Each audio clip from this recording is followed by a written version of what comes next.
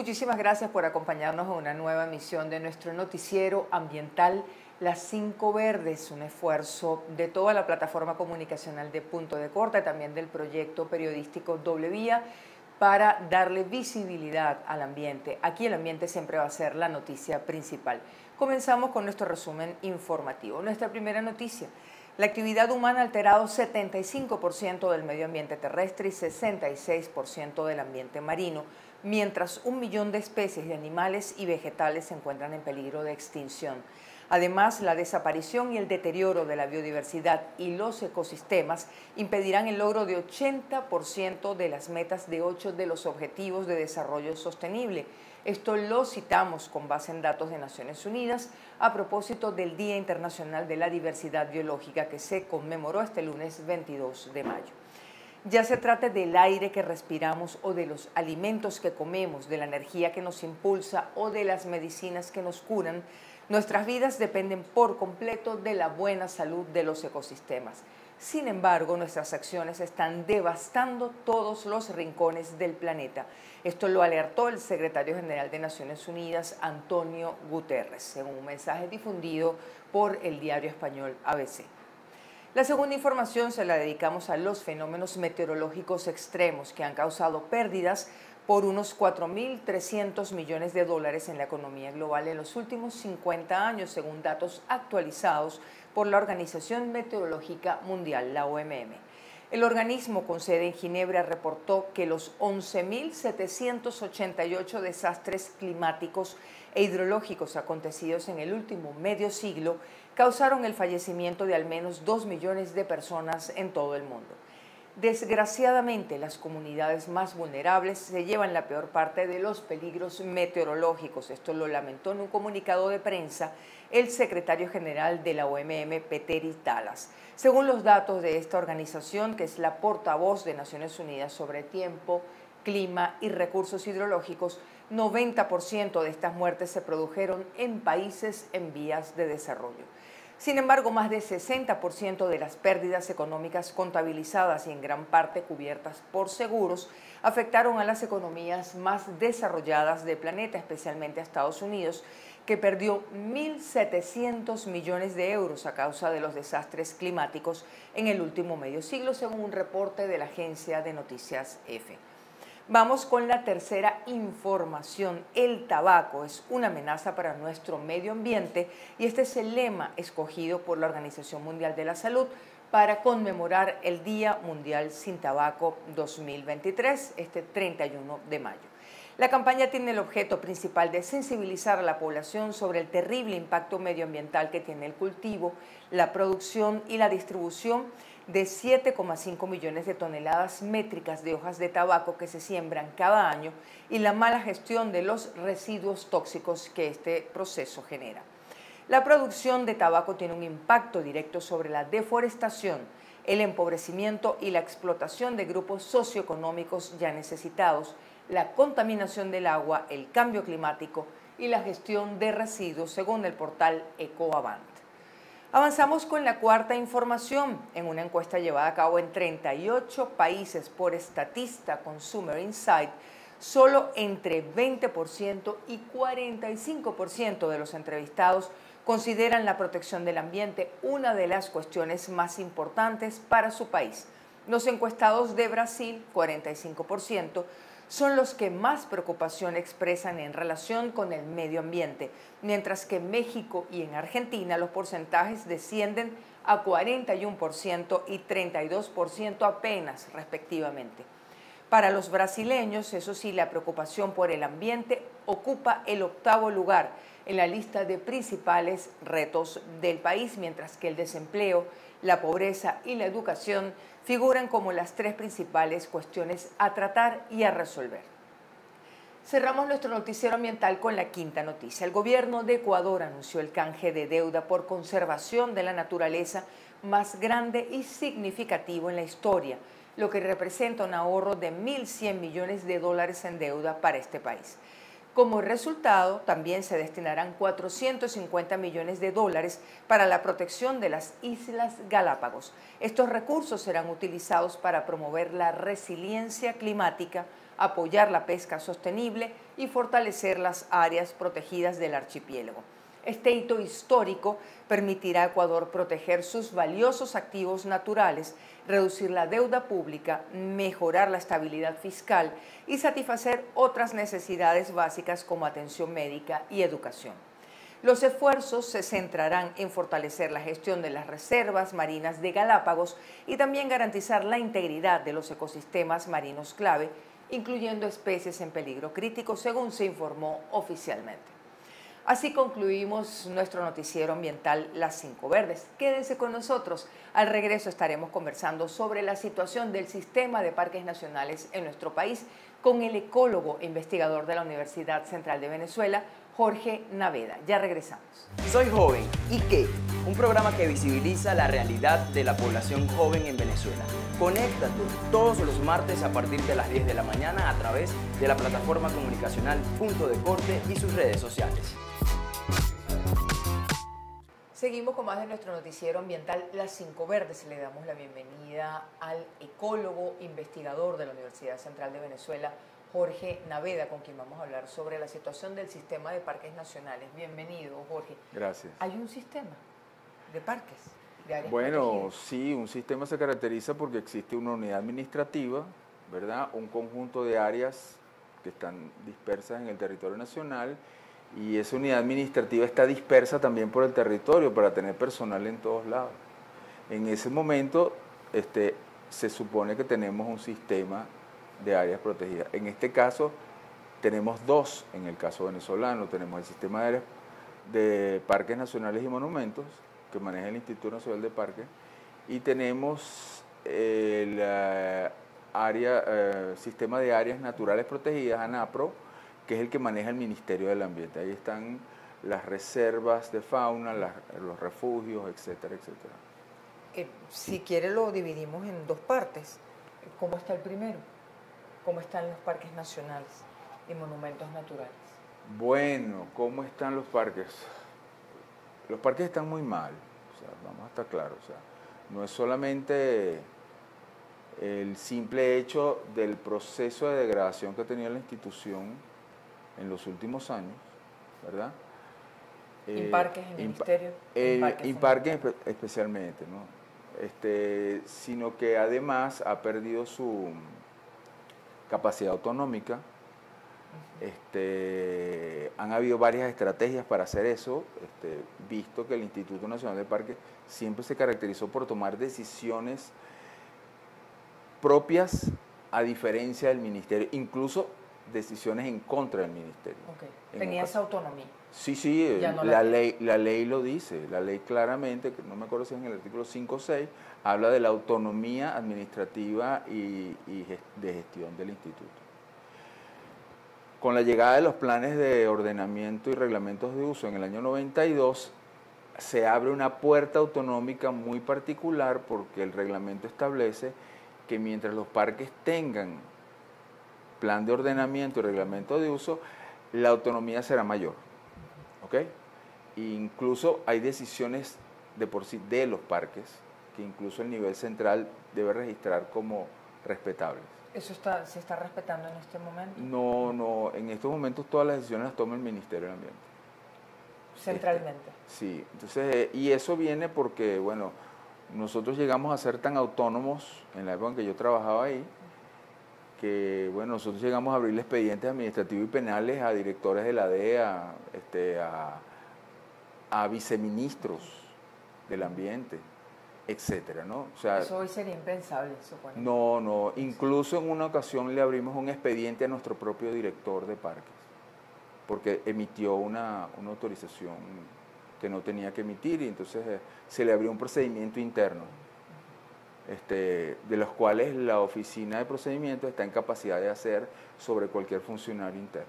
Jorge, al perderse eso, ¿qué pasa con los parques y monumentos naturales? Bueno, usted mira, decía al comienzo, están muy mal. Al perder la autonomía, por una parte, el instituto pierde no solamente la autonomía de procedimientos, sino incluso la de búsqueda de recursos propios. ¿Okay? Entonces, evidentemente, como todas las instituciones del Estado venezolano, que eran instituciones de orden rentista, y que dependían fundamentalmente del ingreso petrolero, eso se vio mermado con todos los problemas que tiene la empresa por una parte y los problemas financieros que tiene el gobierno. Entonces, empieza a caer el presupuesto más o menos desde el año 2008, 2007, por ahí comienza una caída del presupuesto. Por supuesto, eso pasa a tener un increciendo en el 2013, porque además se le suma el problema inflacionario. Y bueno, por supuesto llegamos al acabose en el 2018, que es el punto más bajo presupuestario que ha tenido la institución. Okay. Y a partir del 2019 perdimos la capacidad de meternos en la data de Imparque porque el 89% del presupuesto pasa al modelo Cepatria, que es sueldos y salarios, y eso es un hueco negro que nadie puede saber realmente cuánto. Es decir, no hay manera de saber cuánto dinero se destina a los parques nacionales. No, en estos momentos no. Y sabemos que es muy poco, ¿verdad? Si en el año 2008-2009 nosotros calculamos que del presupuesto que requería el instituto solo se le dio 0.6%, o sea, ni siquiera llegó al 1%. Y bueno, esos datos están en la exposición que yo hice, etcétera, claramente. ¿Cómo se llama? En estos momentos simplemente no sabemos qué llega o qué no llega. Esa es una parte, una pata del sistema. La otra pata son áreas protegidas y reservas de fauna. Sí, cuando hablamos del sistema, ¿cómo está esa otra parte? Bueno, digamos que yo creo yo que está peor en el sentido de que ni siquiera personal tiene.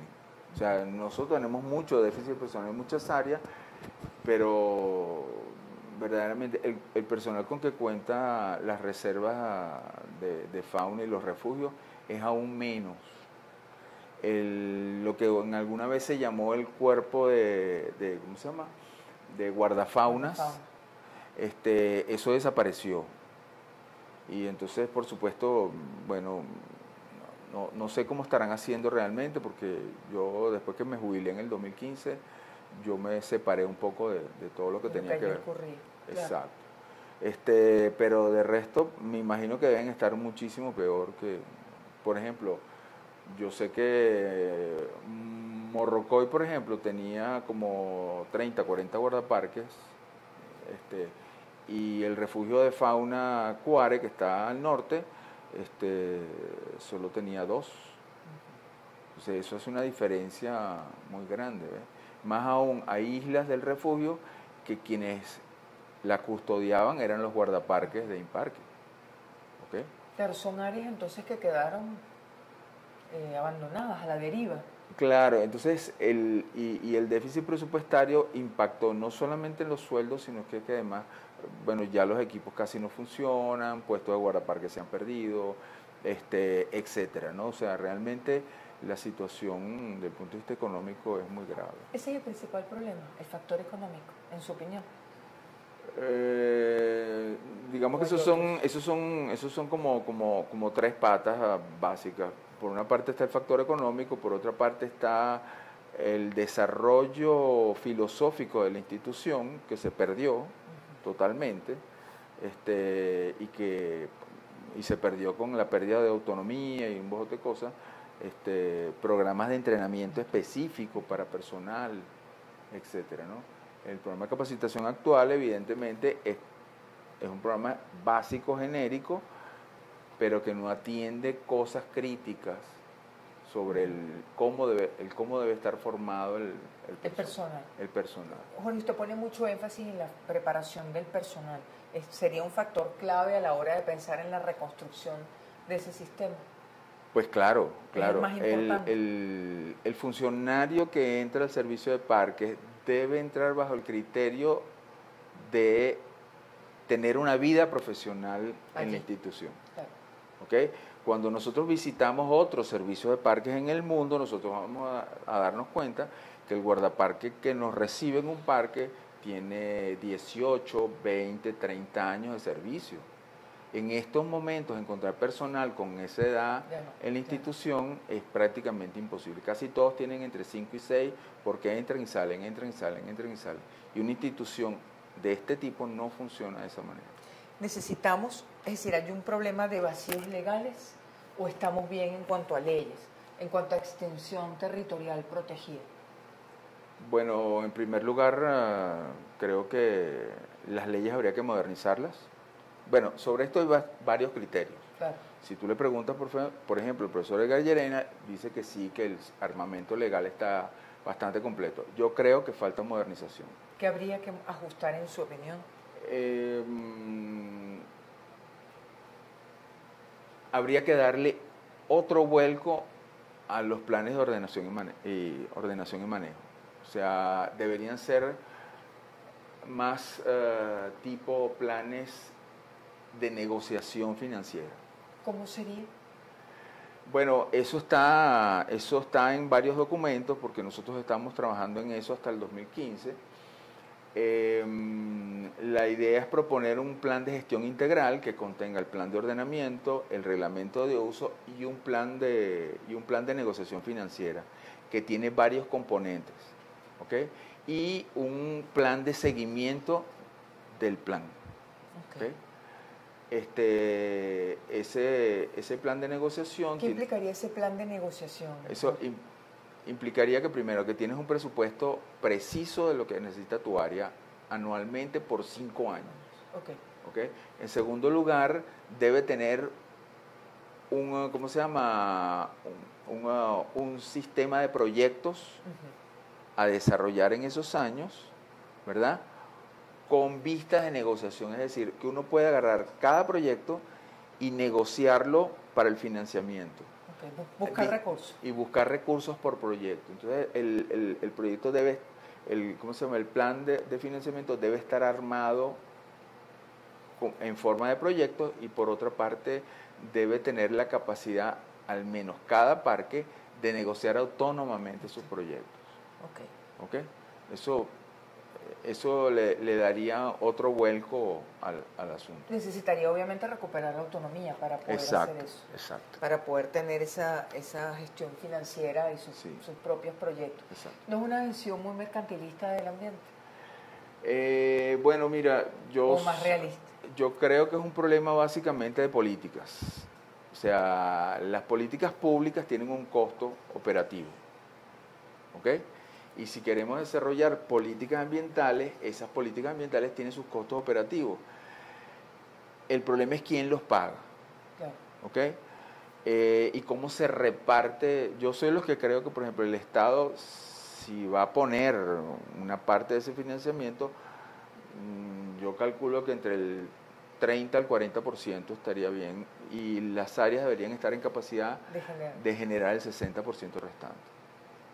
Okay, creo que eso es más o menos lo que estaría planteado en una negociación de este tipo, ¿no? ¿Qué ganarían estas áreas protegidas y el sistema de parques nacionales y monumentos con esta visión de generar recursos? Bueno, mira, en primer lugar, se acabarían las excusas de que no hice porque no tengo dinero. Ese es el primer punto crítico para casi todas las áreas. Siempre hay áreas que no producen lo que producen otras, ojo. Y por eso es que el sistema debe cobrar a cada una de las áreas un porcentaje para poder repartir mejor los recursos sobre aquellas áreas que producen menos. O sea, pero las áreas que produzcan recursos deben quedarse con la mayor parte de lo que producen para poder gestionarse a sí mismas. ¿Okay? ¿Esto qué implicaría, por ejemplo, pensemos, qué área le preocupa especialmente? ¿Alguna que usted quisiera poner como ejemplo? Yo me asumo históricamente a una opinión de Mario Gabaldón, que era, ¿cómo se llama? Lo caótico de Morrocoy. Morrocoy es un área caótica por muchas razones, pero una de ellas es que es el área más visitada de todo el país. Es un área con más de 2 millones de visitantes anuales. O sea, y ese volumen visita desordenadamente el parque. Entonces, claro, el área se vuelve caótica a raíz de eso. ¿Se podría organizar de otra manera? Por con supuesto, este criterio? por supuesto. O sea, Con su en unidad primer lugar, habría que sacar el estacionamiento de vehículos de dentro del parque. Eso es de cajón. Ponerlo fuera, ¿verdad? Hay lugares donde hacerlo, y poner un sistema de transporte, ¿verdad?, con compra de tickets vía internet. O sea, cuestión de que ya tú vengas con tu ticket de entrada, con tu ticket de tu toldo ya comprado, y vengas con tu ticket de transporte interno. Era una gestión diferente Totalmente, de la que estamos observando. Exacto. Entonces eso evidentemente le daría una fluidez totalmente distinta. Además podrías controlar el número de visitantes por día, o sea, cuestión de no sobresaturar las playas y repartirlas en los distintos cayos como es debido, basado en criterios de capacidad de carga, que es lo que se estila en el mundo entero. Y que suponemos que no se está respetando en el caso de Morrocoy ni en ningún otro parque. Bueno, fíjate, Morrocoy es el único parque que tiene capacidad de carga calculada para casi todas las playas. ¿Y se respeta? Y no se usa. No se usa. Claro. No se usa. Eso está guardado en unos documentos que hicimos hace muchos años atrás, como 20, 30 técnicos nos dedicamos a eso, y bueno, no se usa para nada. Entonces, digamos que ahí hay una forma de hacer las cosas. Quizás no sea la mejor, no lo sé, simplemente es una propuesta, pero bueno, propongan cosas distintas. Si no se hace nada, Jorge, ¿qué va a ocurrir con estas dos patas del sistema de parques? Bueno, áreas protegidas, monumentos y reservas de fauna. Evidentemente que el deterioro de las áreas es evidente. Hay cosas externas a las áreas que también preocupan mucho, ¿verdad? En el caso de las áreas marino-costeras están los derrames petroleros, los cuales la empresa petrolera tiene que asumir su responsabilidad en el hecho y bueno, buscar una manera distinta de manejar el asunto, porque digamos que no es que antes no existieran los derrames, pero evidentemente eran mucho menores, muchísimo menores. ¿Ok? Entonces, eso que está pasando en Falcón, con la refinería, lo que está pasando en Puerto Cabello, etcétera, eso no tiene ningún sentido en la actualidad. O sea, habiendo formas más técnicas de hacer las cosas, que se esté manejando de la manera tan pobre. Es decir, hay que exigirle a PDVSA, claro, en este caso, entonces, que claro, opere de otra forma. la actitud del ministerio es que nosotros no podemos reclamarle a PDVSA porque somos gobierno. Esa es la actitud y ese es el discurso que maneja el ministro. Entonces, bueno, o sea, de alguna manera tenemos que llegar a un arreglo, porque evidentemente no puede seguir. Entonces, claro, ahí están los especialistas en corales, todos lloran, todos gritan cada vez que hay un derrame, porque evidentemente cada día los corales son menos. Por el impacto del derrame. Del derrame, claro. Entonces, digamos que ese es uno de los casos. Y bueno, claro, si no, le preguntaba a Jorge, si no hacemos nada, si todo sigue así, ¿van a continuar derrames petroleros? Claro, los sistemas marinos. Y van a empezar a desaparecer, y la calidad de los ambientes venezolanos va a deprimirse, pues, evidentemente, pues. Y eso no solamente que pasa en las zonas marino-costeras, pasa en las montañas, las formas de uso, deforestaciones. En estos días apareció un set de deforestaciones, todo en la parte norte del Ávila, ¿okay?, que están denunciando por prensa, y bueno, y de una u otra manera pues van a mermar las aguas en las cuencas, y entonces los centros de tomas de agua para el abastecimiento de casi toda la línea de ciudades del norte de la ciudad, pues eso va a ir en merma, pues. Los embalses van a secarse, etcétera, porque casi todos los embalses, casi un 70% de los embalses tiene agua proveniente de áreas protegidas.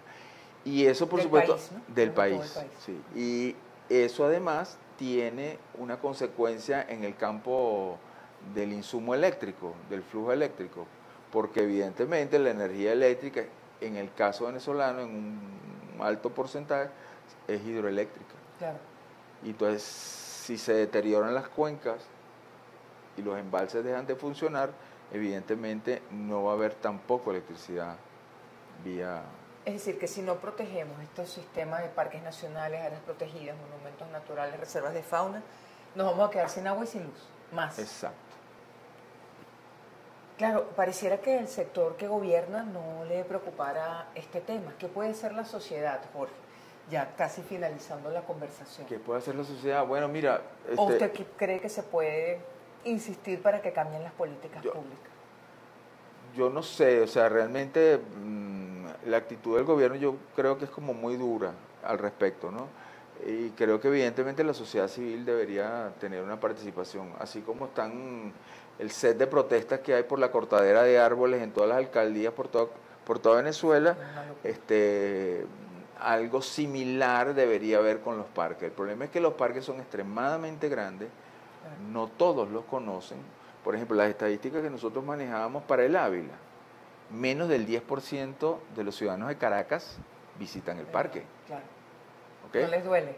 Entonces, claro, al tú no visitarlo, tú solamente lo ves ahí, mucha gente ni siquiera sabe que eso es un parque nacional. O sea, parece mentira, pero cuando uno hace las encuestas en directo montado en una buseta ahí, te das cuenta de que la gente no sabe que es un área protegida. Exacto. Entonces, hay una parte de eso que es culpa de la misma institución, que no ha promovido el conocimiento de las áreas como es debido, y de los científicos, porque estamos involucrados de una u otra manera en esto. Ahí creo yo que los periodistas tienen una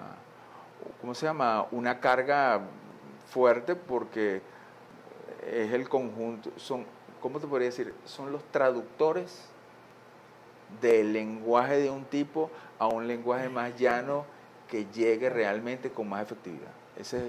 Creo que ahí está, las veces que yo me he asociado con periodistas para hacer este tipo de cosas, la información llega con mucha más fluidez, uno puede hablar de miles de temas y el periodista es capaz de reformular la información y decirla de manera más llana.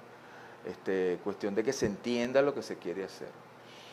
Pero bueno, yo reconozco que hay muy pocos periodistas así que te llaman para este tipo de entrevistas, ¿no? Porque pareciera que el ambiente no importara, lo conversábamos antes de comenzar la entrevista, Jorge, pareciera que no hay una relación entre el ambiente y nuestra calidad de vida, y usted ha insistido en que es todo lo contrario. Esas áreas protegidas, en la medida en que no se protejan, van a empeorar, a degradar. Es que además las áreas protegidas y las zonas naturales son la base de la productividad del resto de los niveles productivos. Claro. Sin agua no hay nada o casi nada. No hay ni siquiera vida. Los cuerpos humanos están hechos de 75% de agua. O sea que, pues, comencemos simplemente por ahí.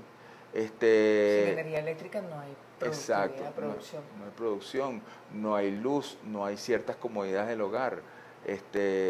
Y más unas formas de vida tan particulares como las que nosotros hemos estado desarrollando, pues. Esta forma de vivir en ciudades, donde hay una serie de servicios a las cuales evidentemente hay que pagar, etcétera. Eso pues impacta de manera negativa y sin hablar de lo que implica el sistema, no de aguas blancas, sino aguas abajo grises y negras. Sí. ¿Ok? Que es la otra cara terrible de la moneda ambiental. O sea, todo el sistema de desechos que hacemos nosotros en Venezuela, no hay un sistema de separación de aguas entre aguas grises y aguas negras, y eso complica muchísimo el tratamiento de las aguas. Por otra parte,